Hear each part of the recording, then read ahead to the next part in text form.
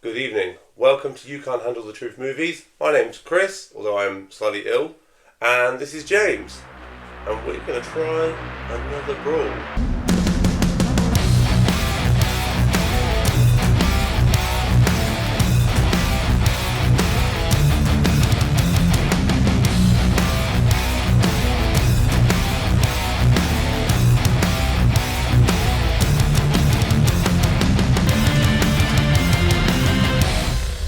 Judge? For tonight's movie Brawl, I would like you to battle out which is the best film from the Marvel franchise. Okay, then my movie is going to be, what was it, Marvel? Marvel. I'm going with Doctor Strange. It was a good film. I'm going to go with Spider-Man No Way Home. Well, James picked first, so your first yeah. 45 seconds is on the clock in 3, 2, 1. Go. So, as you've done to me once before, your movie doesn't even exist without my movie. Mine sets your movie up before your movie exists, and also during your movie, because my character's in your movie and also is one of the best parts of it. Doctor Strange, when the Marvel Universe was starting to get some fatigue, elevated it beyond what Guardians of the Galaxy could by expanding it dimensionally, and it gives you some really good trippy visuals to do that. It was led by one solid character who's arguably one of the better actors in the MCU. It didn't need 3 forgotten actors to basically hold a movie together and use all the old gimmicks. It was new and it took things forward rather than just taking off the back of my movie. Wow, I only got 2 points, 3 points. What's the back of your movie? Well, yeah. Because he made Doctor Strange... I'm explaining my point because Chris just asked. My movie opened up the dimensions and your movie existed because it was about dimensions. So therefore, without it, you would have no dimension. Well, no, they could have just not done your movie and used Doctor Strange in my movie on its own, and it would have been perfectly fine because... But they didn't, did they? Because Doctor Strange didn't need his own movie. 3, 2, 1, go. I like what you're saying about bringing new ideas in, and that's great because Spider-Man really did that. It brought in the old Spider-Man from the old Spider-Man verses, brought them all together, didn't just use them to create this generation's Spider-Man's arc, use them to finish off and clear up all the other mess of films as well.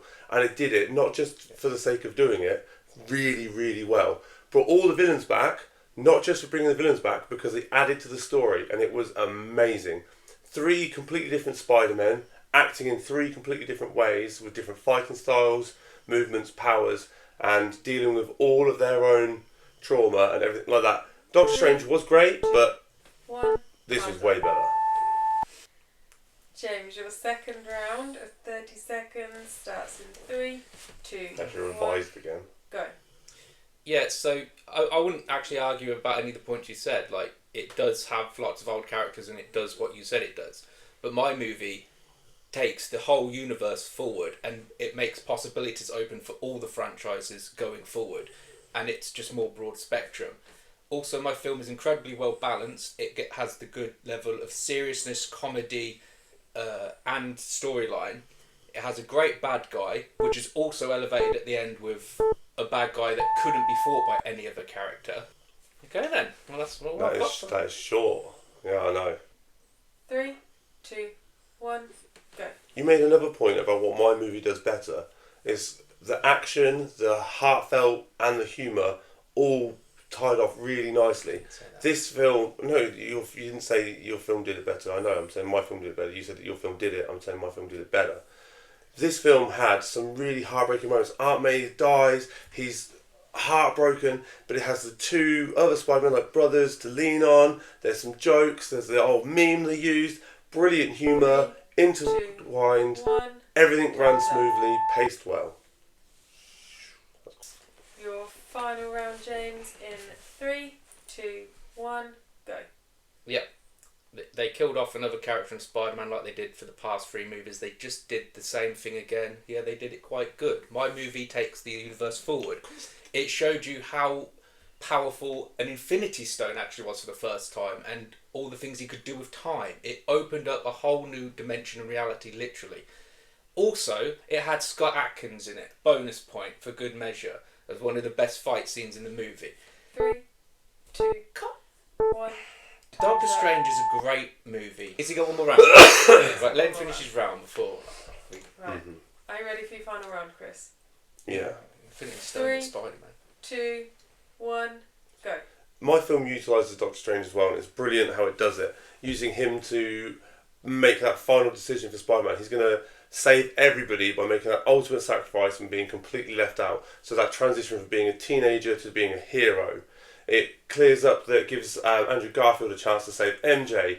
It gives Tobey Maguire a chance to save Harry's dad, rather than them all dying and creating a whole... And it was so well done. It actually made people stand up and clap at the end. Yeah, your film is like a great movie for clearing up the past, and it was a good movie. I'm not saying it wasn't a good movie. It was an amazing. It was a good movie. I'm not saying it was a bad movie. I'm just that saying you're talking about fight scenes, and you're like, oh, it has Scott Adkins in. Yeah, this had 3 Spider-Men, 7 villains on a Statue of Liberty. Like that fight scene was absolutely amazing. It was choreographed, okay. brilliant. It was okay. The second Doctor Strange was not as good as the first one. If you go back and watch when he goes out through all the multiverse and that, literally all the little hands coming up, it does some weird, bizarre shit, and it's different. And it people watched it, and it should have failed for so many reasons, but yet everybody liked it for all the right reasons. Your film wasn't a bad film. That's not my argument. My argument is that we've seen it 10 times. You've not seen anything like Spider-Man No Way Home. What about the end of the third Spider-Man when it's Venom, Sandman and all the people going up the scaffolding, which is the exact same scene they just made again and added 2 more Spider-Mans to it? It's the exact same film. It's not the exact same film. It is. Because in that, he just defeats them all. Ben. In this, they're saving them. They're giving you that whole, even the worst enemies can be redeemed. Right, Judge. Yes. We've both got more points to make, I'm sure, and this could go on for a long time, but we have to kind of stay within the bounds of the time given, and I think we've had a fair argument. Brutally honest, both of these films are great. Judge? This week, I am going to have to say that Chris is the winner. I already knew he was going to say that because Spider-Man is a more popular character, and he's more family friendly. Well, yeah, he's more popular because he's better. It opened it up. Yeah, that's not. For nothing good to come in. That's not Doctor Strange. I'm not saying Doctor Strange is a bad film, because but you know, Spider-Man No Way Home is absolutely just we're not going to be able to chef's kiss.